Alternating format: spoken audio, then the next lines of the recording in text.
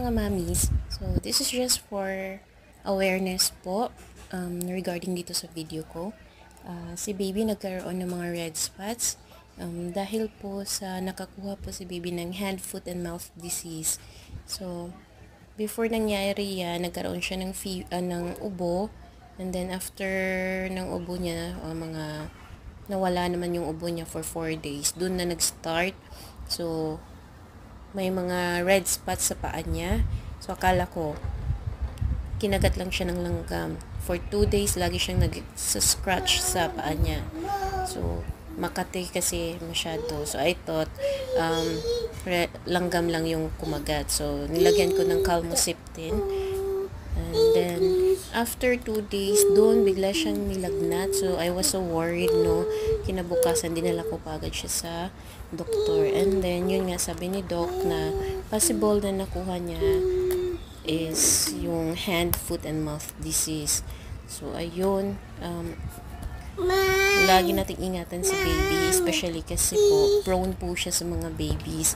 So, ang sabi naman ni doc na wala talaga siyang gamot, mawawala siya. Good for, kasi to, yung nag-stay kasi sa body tong rashes na to, yung hand, foot, and mouth disease, 7 to 10 days. So, sabi ni doc, for the fever, bigyan siya ng tempra, at for the rashes naman, cetirizine. So, yun lang para mawala yung kate. Kasi, super kate nga nito. At laging baka magkasugat-sugat yung paan or kamay ng mga babies natin. So, ayun. Nakikita nyo, daming red spots. So, buti na lang, naging okay si baby after nung fever niya.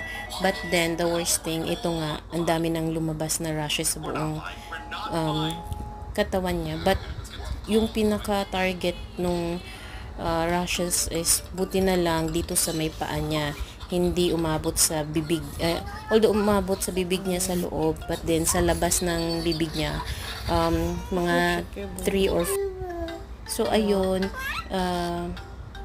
ginawa ko is lagi ko siyang nililinisan, and the best thing, nung trinay ko siya, para lang sa akin ha, nung dinala namin siya sa dagat at nagbabad siya doon ng mga at least 5 minutes, ayun, kinabukasan medyo nag-okay yung mga rashes, parang na nawala, hindi na siya masyadong nagkulay red. So yun po, awareness lang po, ingatan si baby palagi, maghugas na